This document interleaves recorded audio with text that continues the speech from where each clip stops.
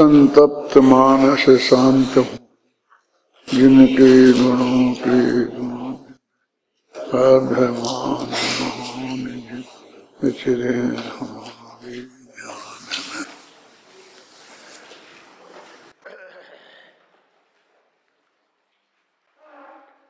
में। 10वीं गाथा हो गई थी अपनी, अब 11वीं गाथा चलानी है ना। 10वीं गाथा में कहा था कि परिणमन के बिना पदार्थ नहीं है और पदार्थ के बिना परिणमन नहीं है। परिणमन बोलते हैं कार्य को, जो भी परिवर्तन होता है वो कार्य रूप होता है, उसे कार्य कहते हैं। तो कहते हैं कि जो भी यदि परिणमन नहीं होगा तो मतलब हर द्रव्य अब कार्य से रहित होगा, मतलब कुछ होगा नहीं, उसमें कुछ नहीं होगा, ऐसा संभव नहीं है। क्योंकि अनादि से लेके अनंत काल तक प्रति समय कुछ ना कुछ परिणमन उसमें निरंतर होता रहता है। अपन क्या करते हैं कि जैसा अपन परिणमन चाहते हैं वैसा हो तब हम मानते हैं कि परिणमन हुआ, और हम जैसा चाहते हैं वैसा परिणमन नहीं हो तो हमको ऐसा लगता कि नहीं तो वैसा ही का वैसा है, क्या फर्क पड़ा, कुछ नहीं, जैसा है जैसा ही है वैसा ही है। आप समझे ना। क्योंकि हम अपनी इच्छा के अनुकूल परिणमन नहीं हो तो हम उसे परिणमन ही नहीं मानते हैं। कि उसमें आता है, मैथिली सेन गुप्त ने पंचवटी में एक पंक्ति लिखी कि यदि परिवर्तन ही उन्नति है तो हम भी बढ़ते जाते हैं। लक्ष्मण रात में सीता और राम आराम कर रहे हैं और वो पहरे पर बैठे हैं और वहाँ सोच रहे हैं। वो कह रहे हैं कि हमारा अयोध्या में थे, राजा बनने वाले थे, सब तरह से थे, और आज हम जंगल में यहाँ पर कुटिया में बनाकर खड़े हैं। तो हमने कुछ तरक्की की कि नहीं की है? तो क्या क्या तरक्की की, राजबाट खोया, सब कुछ खो दिया है? तो वो कहते हैं कि नहीं, परिवर्तन तो बहुत हुआ, वहां से यहाँ आ गए और सब कुछ बदल गया है।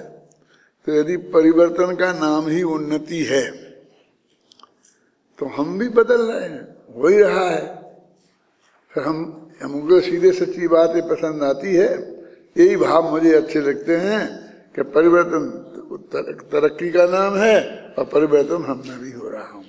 लेकिन परिवर्तन उन्नति और अवनति दो प्रकार का हो सकता है ना, और ये दोनों भी हमारे राग द्वेष के आधार से हम निर्णय करते हैं कि जो हमको अनुकूल लगे तो हम उसे उन्नति कहते हैं, और अनुकूल नहीं लगे तो उसे हम अवनति कहते हैं। वस्तु स्वरूप की दृष्टि से तो वो परिवर्तन है, न उन्नति और अवनति, तो ये तेरी कल्पना की बातें हैं। तो परिणमन के बिना द्रव्य नहीं होता और द्रव्य के बिना परिणमन नहीं होता, ये बात 10वीं गाथा में नक्की हो गई थी। अब वो कहते हैं धम्मेन परिणिदप्पा अप्पा यदि शुद्ध संप्रयोग जुदो पावधि निब्बाण सुहम सुहोव जुत्तोय सज्ञ सुहम। धर्म से परिणमित आत्मा यदि शुद्ध संप्रयोग से युक्त है, जुदो माने अलग नहीं, जुदा माने अपन हिंदी में अलग बोलते हैं ना, पर यहाँ जुदो माने इतो इत, इतो माने सहित। पावधि निब्बाण सुहम, तो निर्वाण सुख को प्राप्त करता है, और शुभोपयोग से युक्त हो तो स्वर्ग सुख को प्राप्त करता है। तो सीधी सरल गाथा है। लेकिन अब धर्म से परिणमित आत्मा का मतलब क्या? तो एक तो यहाँ ये सब मुनि की बात चल रही है। तो वो धर्म से परिणमित माने 3 कसाय के अभाव रूप शुद्धि। और यदि गृहस्थ की बात भी लें और 5वें गुणस्थान वाले की, तो 2 कसाय के अभाव रूप शुद्धि और अवरत सम्य दृष्टि का भी लें तो एक कसाय के अभाव रूप शुद्धि, समझ में आया क्या नहीं? एक कसाय माने अनंतानबंदी क्रोधमान मायालु, इसका नाम एक कसाय। फिर अप्रत्यक्षानावरण क्रोधमान मायालु, इसका नाम दूसरी कसाय। और अप्रत्यक्षानावरण क्रोधमान मायालु, इसका नाम तीसरी कसाय। तो ये तीन कसाय से अभाव से जो परिणति शुद्ध होती है वो छठवें गुणस्थान में होती है। वो ये कहना चाहते हैं कि ये तो होना आवश्यक ही है, कौन कि वो परिणति शुद्ध हो, उसके बिना तो चौथा, पांचवा और छठवां गुणस्थान बनता ही नहीं है। अब चौथे में और पांचवें में क्या किया कि वो शुद्धोपयोग चूंकि बहुत कम होता है, इसलिए उन्होंने उसका अलग गुणस्थान नहीं बनाया, शुद्ध का अलग और शुभ का अलग। वो चौथे में ही शुभ और शुद्ध दोनों उपयोग मान लिए, ऐसे ही पांचवें में मान लिए, लेकिन छठवें गुणस्थान में और सातवें गुणस्थान में हर अंतर्भूत में पलट जाता है। इसलिए छठवां शुभोपयोग का काल अलग गुणस्थान बनाया और शुद्धोपयोग का काल का अलग गुणस्थान बनाया। और अकेला सातवें ही नहीं, सातवें से लेकर वो तो 12वें तक है ना। अभी मुद्दे की बात यह है कि ये जो छठवें गुणस्थान से सातवें में गया तो शुद्धोपयोगी होगा। अब मुनि तो छठवें गुणस्थान के नीचे कहते ही नहीं है, तो अभी ऐसे कहते जोग मुनि इस तरह की बात करते हैं ना, तो इसका मतलब छठवां ही गुणस्थान हो गया। सातवां, पांचवां और चौथा क्यों शामिल करना ये भी मैंने बताया, और क्यों शामिल नहीं करना ये भी बताया, और अभी और बताऊंगा थोड़ा विस्तार से कि दोनों अपेक्षाएं क्यों जरूरी हैं। तो कहते धम्मेन परिणदप्पा, धर्म से परिणमित आत्मा माने धर्मात्मा। धर्मात्मा किसे कहते हैं? जो स्वभाव वस्तु स्वभावो धम्मो, उससे की वजह से उसे धर्मात्मा नहीं कहते हैं। अग्नि स्वभाव से गर्म है तो अग्नि को धर्मात्मा नहीं कहते हैं। अथवा कोई जीव का स्वभाव ज्ञानानंद स्वभावी है, हम ज्ञानानंद स्वभावी हैं इसलिए धर्मात्मा है, ऐसा नहीं है। वो तो नहीं, वो दिया भी है, वो पापी है वो भी ज्ञानानंद स्वभावी तो है ही ना। तो वो कहते हैं कि धर्म से परिणमित, परिणमित माने वो जो उपयोग और परिणति दो चीजें हैं ना। तो परिणति धर्म से परिणमित माने तीन कसाय के अभाव रूप जो परिणति है वो उससे सहित, क्या समझ आए ना? धर्म से परिणमित आत्मा। अब वो तो कहते हैं छठवें गुणस्थान में भी है और सातवें गुणस्थान में भी है। कब? जब वो शुद्धोपयोगी हो गया तब भी वो परिणति है और छठवें में भी है। और जो वो 11 स्थान अपने निर्जरा के बताए हैं ना, वो कौन कौन से हैं? सम्यक दृष्टि, श्रावक, विरता, अनंत वियोजक, ऐसा है ना। तो जो विरत है, जो छठवें गुणस्थान और सातवें गुणस्थान में जहाँ परिणति जहाँ तक एक सी है उसके हिसाब से है, वो उपयोग के हिसाब से नहीं है यहाँ। तो वो कहते हैं कि तीन कसाय के अभाव रूप जो निर्मल परिणति है, असली धर्म तो वो है और उसकी वो जगह धर्मात्मा है। अब यदि उपयोग शुद्ध हो तो मोक्ष हो, माने बंध नहीं होगा। अभी मोक्ष, उस मोक्ष को तुम जरा दूर रखो, मुक्त होगा माने वो कर्म उससे बंधेंगे नहीं, अबंध होगा, मुक्त ही है। अपने बोलते हैं सब मुक्त एव है, मुक्त होगा नहीं, मुक्त ही है माने बंध नहीं होगा। और यदि शुभोपयोग से है तो बंध होगा और शुभ बंध होगा। और उसमें जो चक्रवर्ती आदि के पद मिलेंगे, ये चक्रवर्ती इंद्र ये बात बोली थी ना, और धर्मेंद्र। अब उसमें से प्रश्न खड़ा किया था, याद है कि जैसे नाचार्य देव ने कि धर्मेंद्र तो वहाँ मिथ्या दृष्टि जाते हैं, समादृष्टि पैदा ही नहीं होते हैं, तो उसको आप कैसे कह रहे हो? तो उन्होंने कहा था कि नहीं वो कर्णवानियों का कोई नियम बताया था, वो ऐसा होता, पहले कर्म बांध लिया, बाद में हुआ, ऐसा ऐसा ऐसा चला जाता है, इसलिए ऐसी बात कह दी। वैसे तो कहते ऐसी कहने की क्या जरूरत थी, जिसमें पक्की और नक्की बात थी उतना ही कहते कि चक्रवर्ती होता है और इंद्र होता है। तो कहते वो 3 लोक का प्रतिनिधित्व तो नहीं होता था, और हम ये कहते हैं कि हमारे जिनेंद्र भगवान त्रिलोक पूज्य हैं। वही त्रिलोक पूज्य बना बहुत ही हावी है। सत इंद्र नमत कर शीश धार, आपके चरणों में 100 इंद्र नमस्कार करते हैं। माने सारा जगत आपसे अधिकृत है, नीचा है, ये बताने के लिए धर्मेंद्र को, धर्मेंद्र जो भी क्या नाम है इसमें, असुरेंद्र को शामिल करना उन्हें जरूरी था, जैसे वो 3 लोक के राजा सिद्ध हो सके, 3 लोक के अधिपति सिद्ध हो सके, और वो अपेक्षा उनने इस तरह से घटित कर ली। तो जब वो, इससे एक बात और सिद्ध होती है कि ये ऐसे बड़े पद सम्यक दृष्टि को ही होते हैं।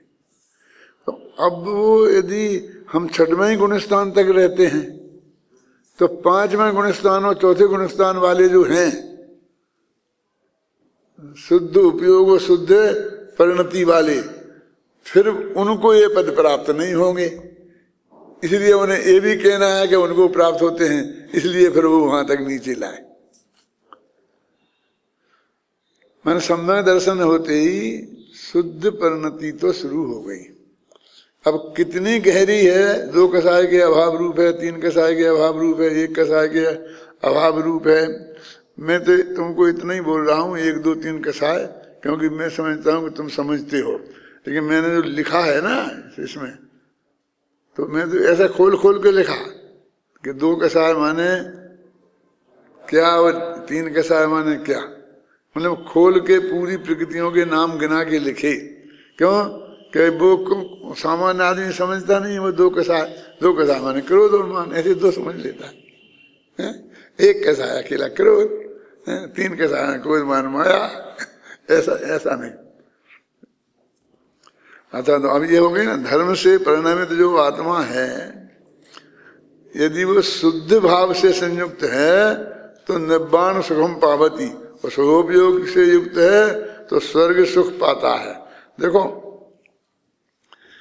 इसकी जो उत्थानिका है, उसमें ही वे जो बात कहना चाहते हैं टीका में वो कह देते हैं कि अथ चारित्र परिणाम संपर्क संभवतो शुद्ध शुभ परिणामयोर उपादान हानाय फलम आलोचयति।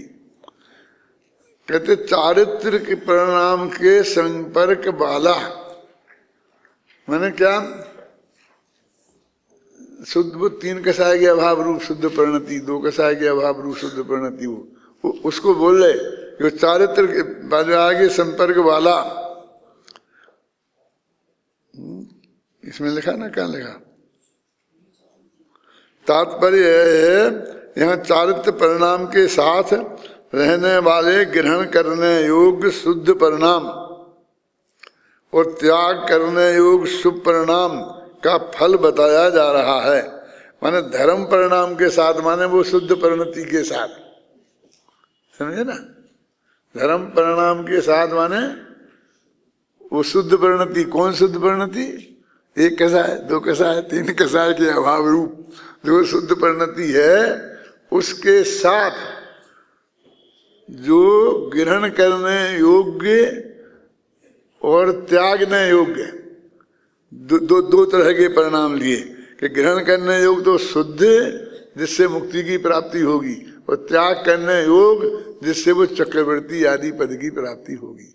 यानी हम ये बता रहे हैं, ये कह रहे हैं कि इस गाथा में हम ये बताने जा रहे हैं कि वे त्यागने योग्य हैं, वे परिणाम जिनसे इंद्र बने, जिनसे चक्रवर्ती बने, वे परिणाम त्यागने योग्य हैं, ये कह रहे हैं। उन पदों को चाहना ये तो बहुत बाद की बात है। वो कहते ऐसे परिणाम हो कि जिनसे इन पदों की प्राप्ति होती है, वे परिणाम भी त्यागने योग्य हैं। जो कहते हैं प्रवचन सार का ये 12 गाथा में सब कुछ कह दिया। अब इतने इससे बड़ा और अध्यात्म क्या होगा जो अभी और कहना बाकी रह जाएगा। देखो अपन पढ़ते हैं इसकी टीका। जब यह धर्म परिणत स्वभाव वाला आत्मा शुद्धोपयोग परिणति को धारण करता है, तब विरोधी शक्ति से रहित होने के कारण अपना कार्य करने में समर्थ चारित्रवान होने से साक्षात मोक्ष को प्राप्त करता है। कहते विरोधी परिणति है नहीं, और अंदर में परिणति भी शुद्ध है और उपयोग भी शुद्ध है, तो मोक्ष को प्राप्त करता है। और जब धर्म परिणत स्वभाव वाला, अब वो ही आत्मा है ना, धर्म परिणत स्वभाव वाला, माने 3 कसाय के अभाव रूप परिणति वाला होने पर भी शुभोपयोग परिणति से युक्त होता है, तब विरोधी शक्ति सहित होने से, ये विरोधी शक्ति है कौन, शुभ परिणाम होने से अपने कार्य करने में असमर्थ है। वो अपना काम नहीं कर पाएगा, माने मोक्ष को प्राप्त करने का काम था अपना काम, और स्वर्ग आदि वगैरह मिल जाएंगे, ये है पराया काम, माने जेल जाने का काम। देखा शब्द पढ़ो, विरोधी शक्ति सहित होने से स्वकार्य करने में असमर्थ, दिलीप भाई है क्या नहीं, और कथनचित विरुद्ध कार्य करने वाले चारित्र से युक्त होने से अग्नि से कर्म किए गए घी को किसी मनुष्य पर डाल देने पर जिस प्रकार वह मनुष्य उसकी जलन से दुखी होता है, उसी प्रकार आत्मा स्वर्ग सुख के बंध को प्राप्त होता है। अब उन्होंने ये उदाहरण दिया है कि गर्म घी खोलता हुआ, गर्म साधारण गर्म नहीं, जिसमें पूरी पकाते हैं वो नाचती है, उसके अंदर फूल जाती है, ऐसे घी को किसी आदमी पे डाल दो तो वो घी तो ठंडक पहुंचाता है, उसका नेचर ठंडक पहुंचाना है ना, तो उससे वो आदमी को ठंडक अनुभव होगी कि जलन अनुभव होगी। तो वो कहते हैं कि ये जो पुण्य, कौन सा पुण्य है जिससे चक्रवर्ती पद मिलता है और इंद्र पद मिलता है। वो धर्मेंद्र को मैं जानबूझ कर छोड़ रहा हूँ, असुरेंद्र को, क्या ये पद जिससे मिलते हैं, वे दोनों भाव वो गरम खोलते हुए घी जैसे हैं कि स्वभाव तो ठंडा है, पहुंचाने का है, स्वभाव तो ठंडक पहुंचाने का है, लेकिन वो उसका जलन का अनुभव होगा। अब वो चक्रवर्ती और इंद्र, इनकी उसको कितना हे बता रहे, क्योंकि वे अकेला हे कहने से उन्हें संतोष नहीं होता है, क्योंकि उसकी हे बना पूरी तरह सामने वाले के गले में उतरेगी नहीं, इसलिए उन्होंने वो खोलते हुए घी की बात करी है। मतलब यानी इतना हे लगना चाहिए। अब अपने अपने परिणामों को देखो कि हमको ये तो जाने दो, जब वो असली स्वर्ग मिलेगा, इंद्र बनेंगे, और जब वो बनेंगे, ये नकली इंद्र बनते हैं, ये बोलियां लगा लगा करके, इनमें ही कितने गलगलिया छूटता है। मेरे को बहुत मुश्किल है इस वस्तु का स्वरूप बताना, चारों तरफ बात है, वही है। अब भी हाल में मेरा प्रवचन खत्म होगा पंचकल्याणक में, और उसके बाद तत्काल बोली होनी है इसकी, जो होना तो उन्हें समझाना है, इतना भैया होगा, ये होगा, वो होगा, क्या करें। ये कुछ गाथाएं हैं, वहां नागपुर में हो गई थी। आज सुबह के प्रवचन में आया था ना, वो 6वीं 7वीं गाथा का कुछ प्रकरण आया था ना, ये वहां कुछ पढ़नी थी। अब तब तक अपन ने शुरू किया, वहां तब तक आया ही नहीं था, अपन रोज ही इंतजार करते रहे हाथ में। तो ये तो आज मेरे को सुबह सुनने को मिला कि ये भी हो गया था। उसके पहले अपन नहीं पता, कल तक पता नहीं था। रोजाना कोशिश करने के बाद लगातार 20 दिन तक।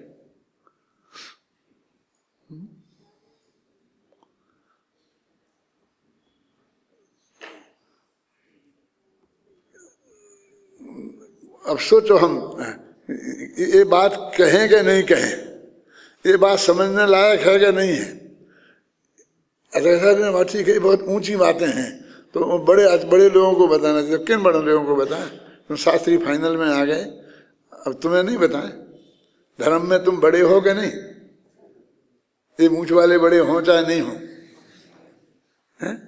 मतलब जो तुम 5 साल पढ़ के यहाँ तक आ गए और अब पंडित बन जाने वाले हो, अब कहीं जाकर के तुम समझाओगे, पर तो अब फिर तुम कब समझोगे? फिर तो तुम तो चले ही जाओगे। इसको भी नहीं समझे ही चले जाओगे ना, तो फिर वो ही करोगे कि नहीं? ये समझ के जाने वाले भी कर रहे तो यदि बिना समझे चले जाएंगे तो उनका तो भगवान ही वाला है।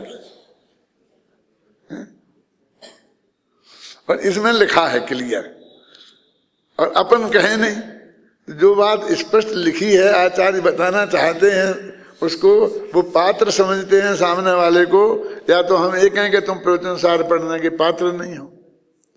ऐसा तो है नहीं।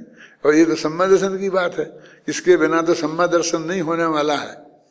इसको जाने बिना तो सम्यक दर्शन नहीं होने वाला है। और वह बाकी बाहर का जितना भी क्रियाकांड है, उसके बिना सम्यक दर्शन नहीं होने वाला है, ऐसी बात है ही नहीं। यदि सच्ची बात कहो तो उसके बिना ही होने वाला है। बिना की शर्त है। अब ये आपको बहुत अटपटी लगेगी कि इसमें क्या दिक्कत है? हमारा बढ़िया आचरण है, हम बढ़िया पूजा पाठ करते, हम बढ़िया मुकुट लगा पहन के राजा बन के राजा बन के सब कुछ करते हैं, है ना। मैं तो कार्टून कहता हूँ, ऐसा नहीं है। मैं तो अपनी शादी में भी कार्टून नहीं बना था। और आज लोग लड़के बोलते हैं ये सब एकदम सज के तैयार, ऐसे ऐसा ऐसा ऐसा ऐसा। मैं बस ऐसा धोती कुर्ता पहने, खादी का कुर्ता और धोती ऐसी जो पहनता हूँ ना मैं अभी, तो ऐसी धोती पहने ही मेरे फेरे पड़े, घोड़े पे बैठ गया, शादी हो गई। मैंने कुछ नहीं किया, हल्दी मल्दी कुछ नहीं लगाई, कुछ नहीं किया।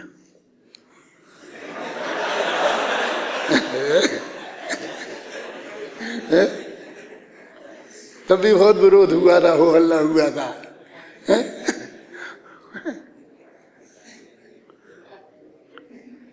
हो शादी तो हो, नहीं हो तो नहीं हो, लेकिन मैं कुछ इसमें कार्टून बनने को मैं तैयार नहीं। ये सच्ची घटना है। और कुर्ता भी वो एकदम नया होगा, इसकी कोई गारंटी नहीं है। और मुझे याद नहीं है, पक्का पता नहीं है, इसलिए मैं कुछ कह नहीं सकता हूँ। बिल्कुल नॉर्मल लाइफ में जैसे अपन रहते हैं वैसे ही रहा। और इसलिए आपने देखा होगा कि जब आप एक झंडारोहण वगैरह करते हैं तो उस वक्त मुकुट बंद मुझको बिल्कुल भी नहीं सुहाता है। मैं बिल्कुल भी वो पसंद नहीं करता हूँ। मैं कहता भाई मैं तब टोपी लगाए ना, मेरी बढ़िया बढ़िया मुकुट है ना, मेरा जो भी लगना है इतना बड़ा तो लगा है, अब क्या करना। जो ये नंगे सिर हैं ये उनको करो, क्योंकि उनको सिर ढकने की जरूरत है। ये बात जब मुझे डीलिट की उपाधि दी गई थी ना, तो मेरे साथ में एक सुप्रीम कोर्ट के रिटायर्ड जज भी थे, वेंकट चैलैया, उनको भी दी गई थी उसी दिन। और 2 उद्योगपति थे, उनको भी दी गई थी। 4 जने थे हम जिनको डीलिट की उपाधि दी गई थी। तो वो झंगा मग्गा पहनाते हैं ना यूनिवर्सिटी में पहना करके, तो वो सबको पहना रहे थे ला करके।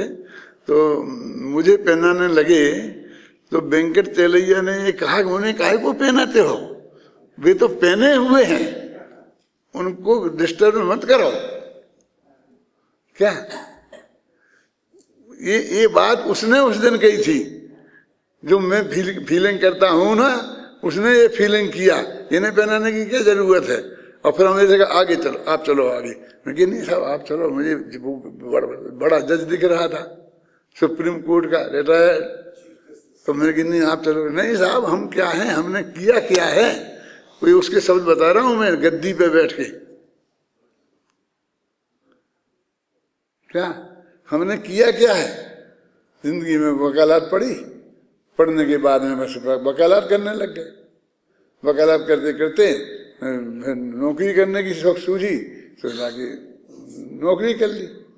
हाई कोर्ट में जज हो गए, तो बढ़ते बढ़ते बढ़ते सुप्रीम कोर्ट के पहुंच गए। वहां क्या किया हमने, ऐसा बोला हमने क्या किया, बस आजीविका की, और वो जो रूटीन में वैसे बढ़ते बढ़ते हो गया है। और आपने तो जी इतनी किताबें, वहां पर पूरी यूनिवर्सिटी में ऐसे बनाकर अलमारी इतनी किताबें रखी थी अपनी सब। अपने यहाँ तो मैंने कई दफे कहा, किसी ने रखी नहीं एक साथ। मैंने एक अभी देखी नहीं है कि मेरी सब किताबों को एक साथ लाइन से रख दो तो वो कितनी बड़ी लाइन होगी। शांति जी कभी दिखा दो एक आध दिन। वहां देखी मैंने, उनने सारी मेरी किताबें, बोले हमने उस कमेटी मेंबरों को बताने के लिए रखी हैं क्या, कि भाई ये आदमी कौन है जिसको हम ये डिग्री दे रहे हैं। तो बोले आपने ये किया, और जो किया समाज के लिए, देश के लिए किया, भाषा के लिए किया। मैंने मैं जो क्या आपने भी क्या किया, पढ़ नहीं, आपने संस्कृत भाषा के लिए किया, प्राकृत भाषा के लिए किया, जैन दर्शन के लिए किया, वो आगे कायम रहे इसके लिए किया है। हमने क्या, हमने सिर्फ आजीविका के लिए किया। ये इतनी बात हम जब वहां बैठे थे ना चारों पांचों, तब उनने ये कही थी मेरे से। तो मेरी महिमा मेरे को ही नहीं आ रही थी, उनने बताई तब आई। सचमुच मैं तो समझ रहा था ये बड़े बड़े लोग हैं, इनको मिलना चाहिए। मेरे को तो पवन मेरा दोस्त है इसलिए मैंने लाके बैठा दिया है, लेकिन मुझे उसे लगा कि सचमुच में इस डिग्री के काबिल उनकी उस बात से लगा।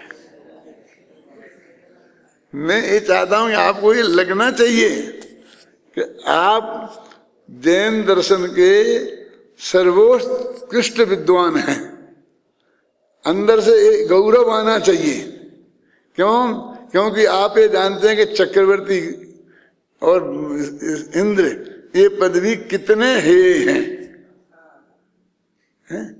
इनकी हे अभी तो ये यहाँ की, अभी आगे धुलाई तो 63, 64, 65 गाथा में करने वाले हैं बहुत जम के।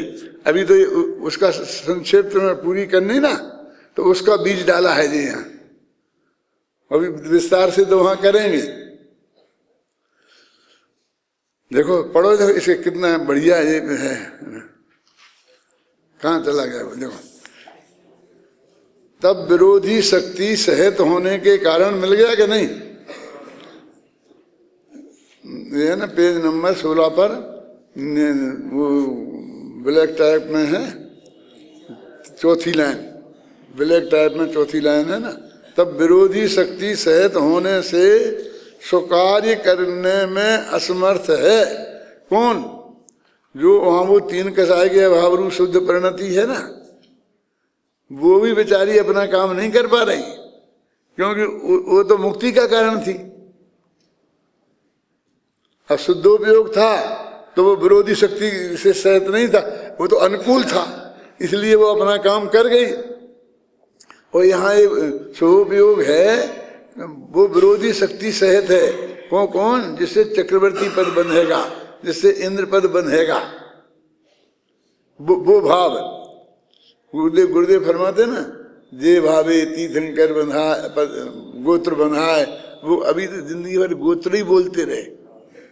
मैं जब सब पहली दफे गया था सन 58 में, तो तब सुना था, तो मैं कहा इन्हें इतना तो पता नहीं है कि तीर्थंकर गोत्र है के नाम है। हम तो नाम कर्म की प्रकृति है, वो तो 13 में तब से विकल्प आ गया। धीरे धीरे गुजरात में गोत्र ही बोलने की परंपरा है। एक आध दफा मैंने कही भी गुरुदेव से तो हाँ वही तीर्थंकर गोत्र, फिर वही गोत्र ही बोले। मैंने ऐसे जवान को ऐसा लगा था कि उसे गोत्र ही बोलते थे, जबकि वो जानते थे बहुत अच्छी तरह कि ये गोत्र कर्म की प्रकृति नहीं है, ये नाम कर्म की प्रकृति है। असमर्थ और कथन, अब एक कथनचित विरुद्ध कार्य करने की ये बात ही समझ, ये क्या चक्कर है। तो असमर्थ की भाई बात तो पक्की हो गई।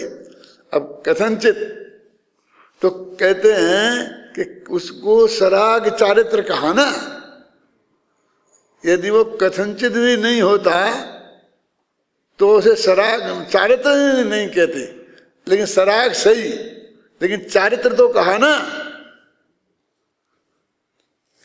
करने विरुद्ध कार्य करने वाले चारित्र से युक्त होने से फिर अग्नि में गर्म किए गए घी को किसी मनुष्य पर डाल देने पर जिस प्रकार वह मनुष्य उसकी जलन से दुखी होता है, उसी प्रकार आत्मा भी स्वर्ग सुख के बंध को प्राप्त होता है। इसलिए शुद्धोपयोग उपादेय है और शुभोपयोग हे है। ये ऐसी पंक्तियां हैं कि इसकी वजह से तुम विश्व के सर्वश्रेष्ठ पंडित हो, समझे ना। और बाकी पूरे प्रवचन सारा पूरे पूरे मैंने कल पढ़ा था, वो कल बताया था द्वादशांग में क्या क्या है, वो कितने ही पढ़ लेना, उससे कुछ नहीं है। और ये तुम्हारे अंदर अंदर तक जानी चाहिए ये बात, श्रद्धा के लेवल तक। क्या इस पे अटूट विश्वास होना चाहिए। ऐसा नहीं कि आचार्य ने कैसे कह दिया, ऐसा नहीं कह दिया, ज्यादा ही अति कर दी, थोड़ी नरम शब्दों में भी कहा जा सकता था। ये महासत्य जानने का तेरे को आनंद तो नहीं है, और आचार्य को कैसे संभल के बोलना चाहिए था, आचार्य को सिखाने का तेरे को भाव आ रहा है।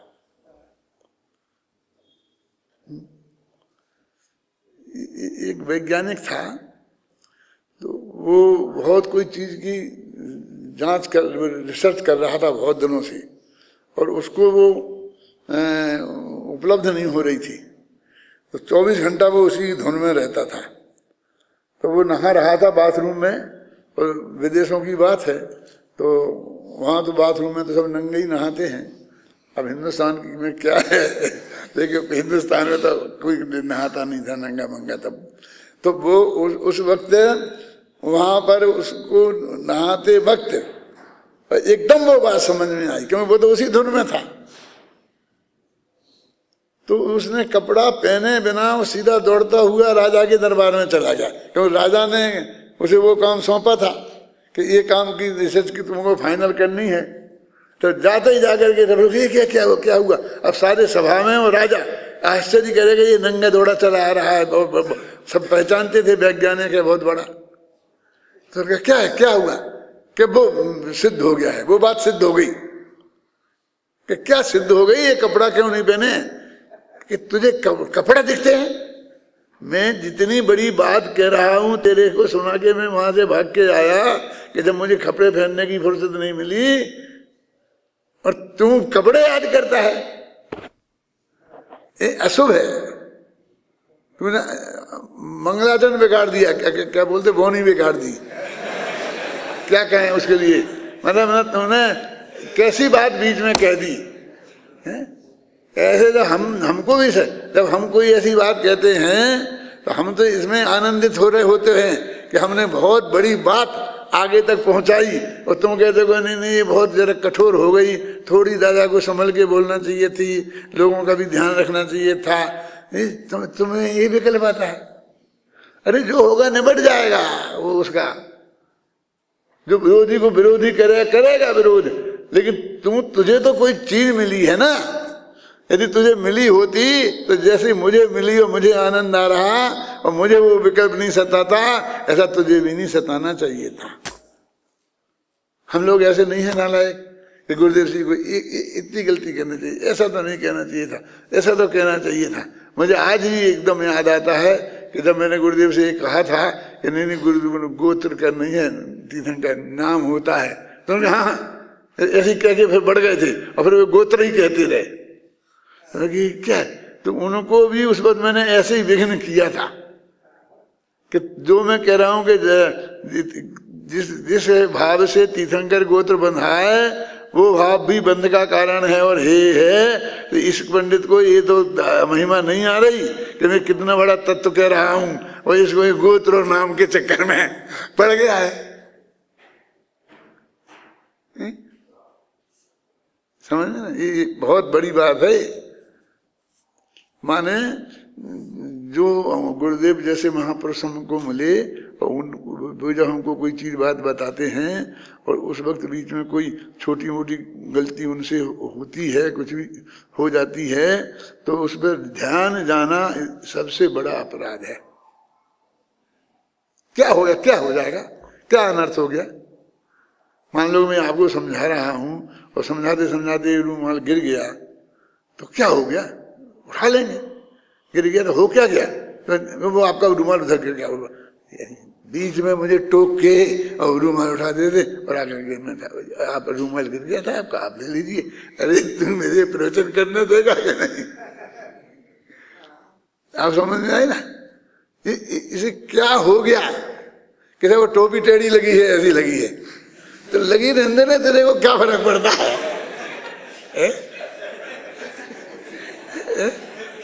तुझे टोपी दिख रही है, हम जो त्रिकाली ध्रुव दिखा रहे हैं वो तेरे को नहीं दिख रहा।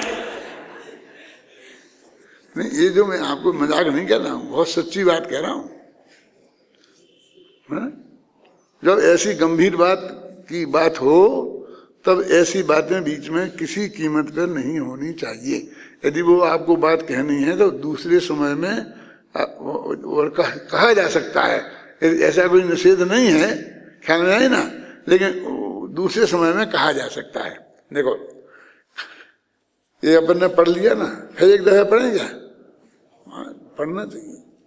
जब यह धर्म परिणत स्वभाव वाला आत्मा शुद्धोपयोग परिणति को धारण करता है तब विरोधी शक्ति से रहित होने के कारण देखो अपना कार्य करने में समर्थ चारित्रवान होने से साक्षात मोक्ष प्राप्त करता है।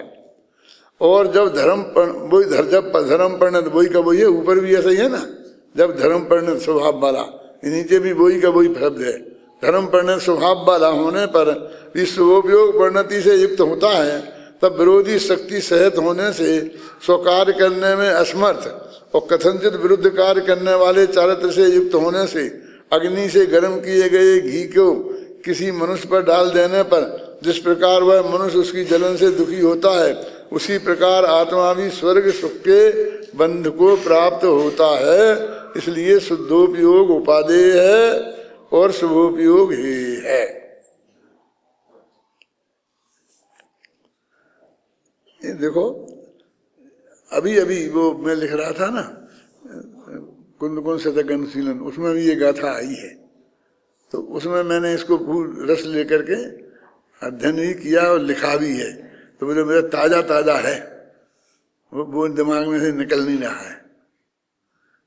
वो बात जब प्रवचन सार में लिखी होगी इसमें उसके तो हो गए होंगे 10-20 वर्ष, लेकिन अभी ये तो ताजी ताजी है, 8-10 दिन पहले ही लिखी थी, है ना। संक्षेप में यही है कि साक्षात मुक्ति का मार्ग तो एकमात्र शुद्धोपयोग या शुद्ध परिणति रूप वीतराग चारित्र ही है। शुभोपयोग या शुभ भाव रूप सराग चारित्र नहीं।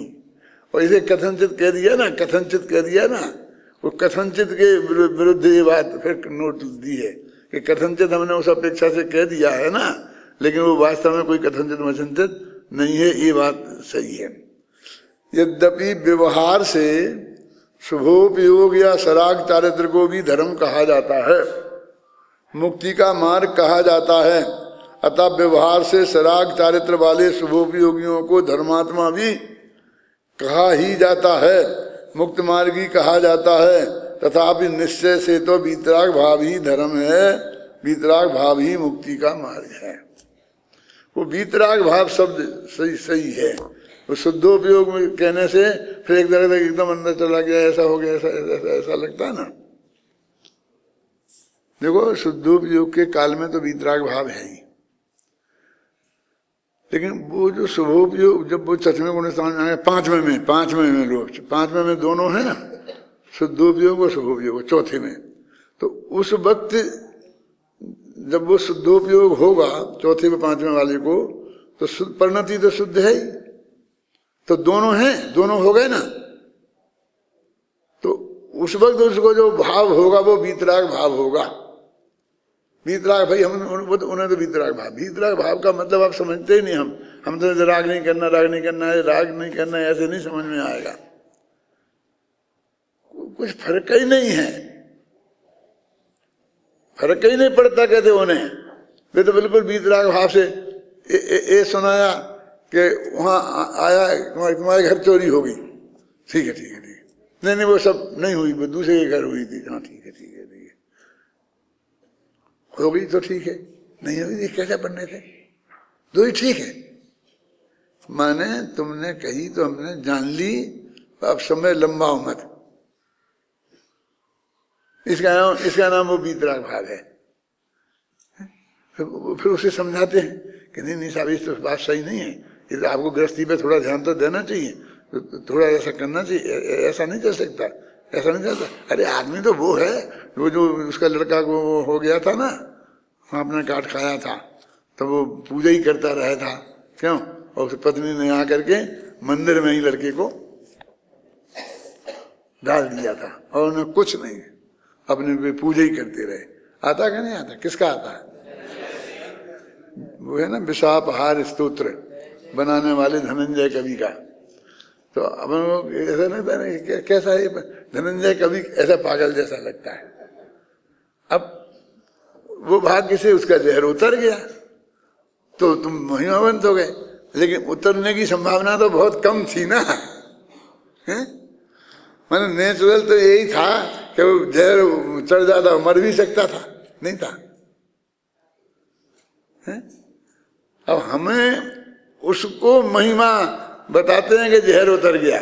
मैं कहता हूँ महिमा का तो तूने पॉइंट ही नहीं आने दिया, क्यों उतारा जहर, वो जहर उतरना नहीं चाहिए था, क्यों, तब वो उसका वीतराग भाव समझ में आता कि ज्ञाता दिष्टा भाव से जान लिया और उसे कुछ फर्क नहीं पड़ा।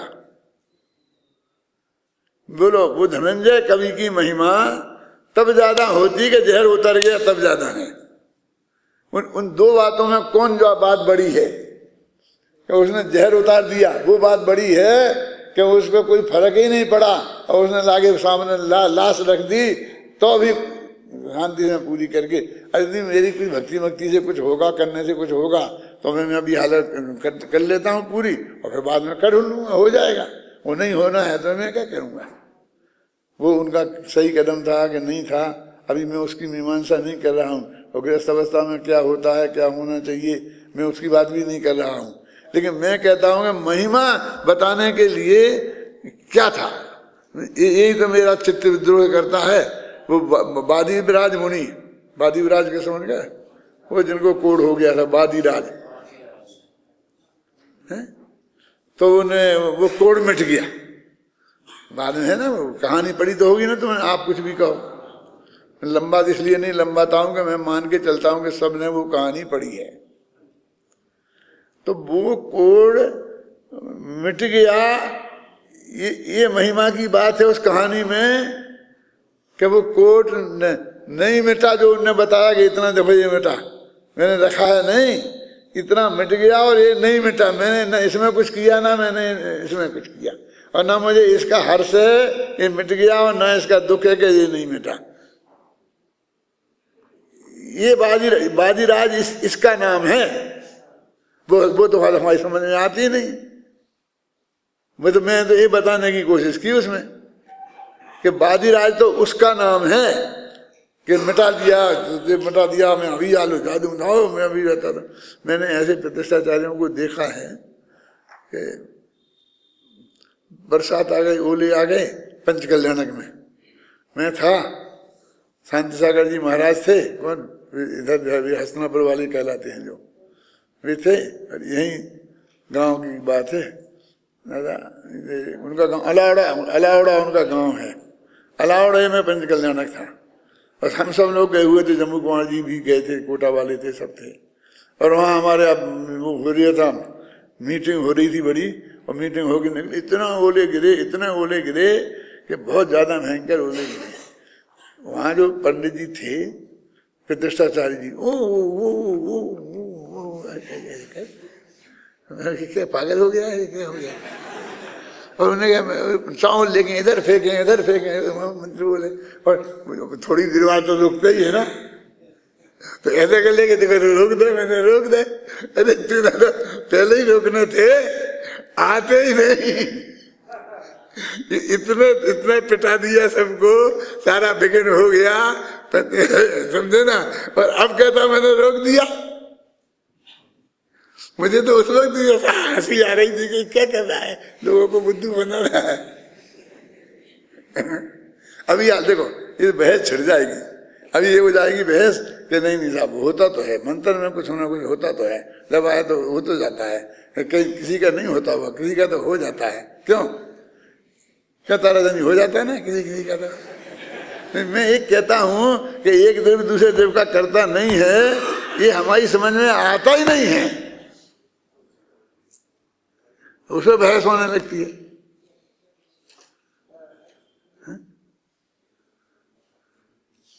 मेरे से तो नहीं हो सकता ये, ऐसा ऐसा कहना मैं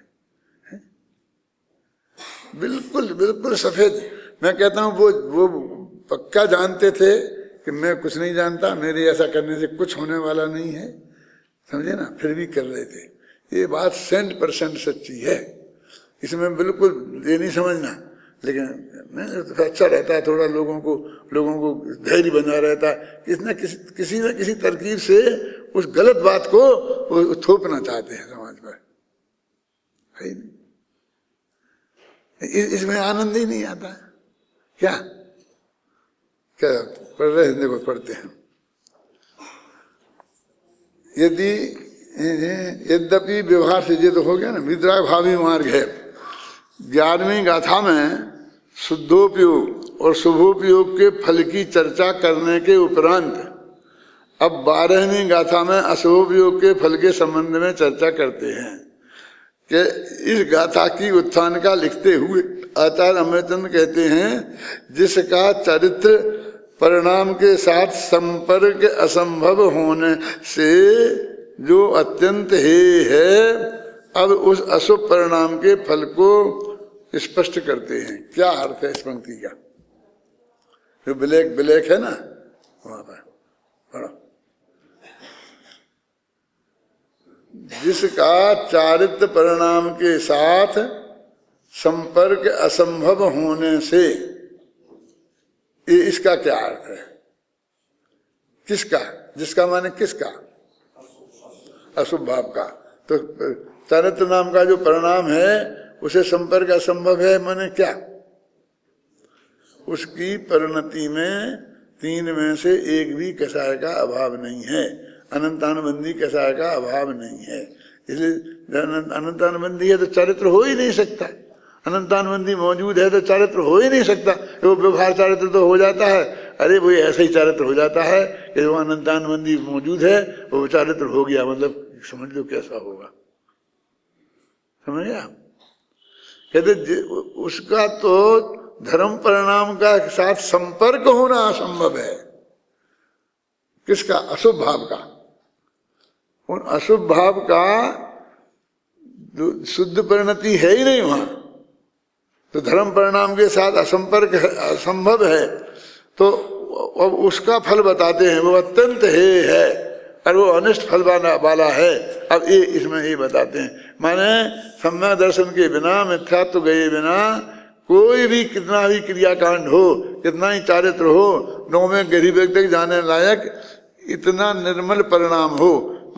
टोडरमल जी ने लिखा कि 9वें गरीब तक मिथ्या दृष्टि द्रव्यलिंगी में नहीं जाता है। देखो कैसी विचित्र बात है, अनुवृत्ति नहीं जाता।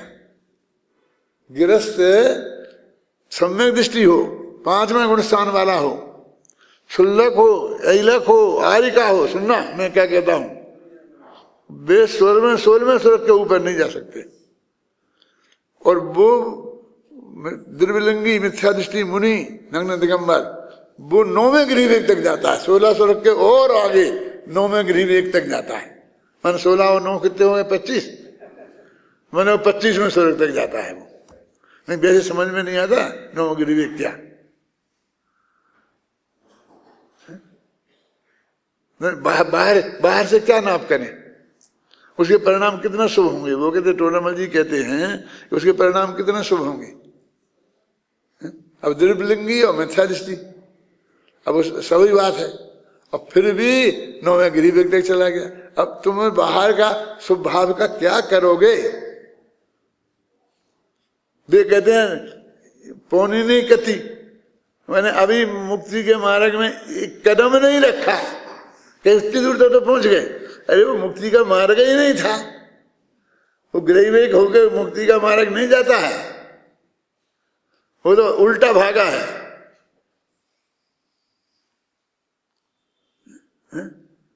अब उसका चारित्र मालूम कैसा होगा, कितना कठोर तप, कितना कैसा चारित्र। बाहर से देखने में 28 मूल में बिल्कुल निर्दोष से दिखाई दें, हैं? पंच महाव्रत ऐसे कि बिल्कुल केवली के अलावा कोई समझ नहीं सके, उसको गुरु नहीं समझ सके, उसी के संग में बैठे हैं 4 ज्ञान के धारी। क्या अनुभव कहते हैं कि वो तो नहीं, बस धर्म का लेस भी प्रकट नहीं हुआ। अब वो धर्म वो है, अब वो धर्म तुम्हारी समझ में आया कि नहीं आया, कि क्या नहीं है, वो नहीं है। अब हमको जो द्रव्यलिंगी मुनि के 9वें गृहवेग तक जाने वाले के नहीं है, और जो इसके है उसकी बात कर रहे हैं, वो तुम्हारी समझ में आया कि नहीं आया। इसलिए 12वीं गाथा पे उन्होंने खत्म कर दिया कि उसका असंभव है, वो उसका मोक्ष मार्ग पूरा है, वो मोक्ष मार्ग ही है। और व्यवहार किस में लगाना, कि इसमें व्यवहार नहीं लगाना, कि व्यवहार लगाना उसमें वो जो द्रव्यलिंगी है ना, चौथी परिणति शुद्ध है और बाहर से ये है, तो व्यवहार उसमें लगाना। निश्चय तो उससे चारित्र उसे कहते हैं, और उसे व्यवहार, उसे सराग चारित्र और उसे वितराग चारित्र कहते हैं। निश्चय व्यवहार भी कह सकते हो। और उसके कौन सा चारित्र है, वो 9वें गृहवेग तक गया द्रव्यलिंगी, कि चारित्र परिणाम का संपर्क ही संभव नहीं है। माने आपको यहां से वो भाव की पहचान करके जाना है, आना चाहिए समझ में। अकेली भाषा से तो आ जाएगा, भाषा से तो मैं आप लोगों के प्रवचन सुनता हूँ ना, ये पहले मैं तुम्हारा सुनता हूँ, बाद में तुम मेरी सुनते हैं, तो वो बहुत अच्छा बोलते हो। अभी गलती बताने के मूड में नहीं हूँ, लेकिन सचमुच अच्छा बोलते हो। मैंने भाषा अच्छी, भाव अच्छे, मुझे तो उसमें इतना आनंद होता है कि वो शब्दावली तो आपके कंठ में से निकलती है। क्या समझे, वो शब्दावली आपके कंठ में से निकलती है, उससे ही मुझे बहुत खुशी होती है कि चलो इन शब्दों से तो परिचित हो गए। क्या उन शब्दों से परिचित होना, गुरुदेव कंठ में, कान में पढ़ना दुर्लभ है। वे शब्द हमारे कंठ में आ जाएं, हमारे कान में पढ़ें, जो उस वस्तु के स्वरूप के प्रतिपादक हैं, उससे महान धर्म जगत में कुछ नहीं है। आपको सर्वश्रेष्ठ जगह मिली है, आप सर्वश्रेष्ठ विद्वान बनने वाले हैं। 2 नंबर किसी के कम आएंगे, 2 नंबर किसी के ज्यादा आएंगे, उसे कोई फर्क नहीं है। एक लेन से 2500 मुनिराज ऐसे मोक्ष गए हैं कि जिनके 2 नंबर कम थे, किसी के 2 नंबर ज्यादा थे। मेरे कहने का मतलब ये नहीं था कि इतने नंबर आएंगे तभी में मोक्ष जाएंगे।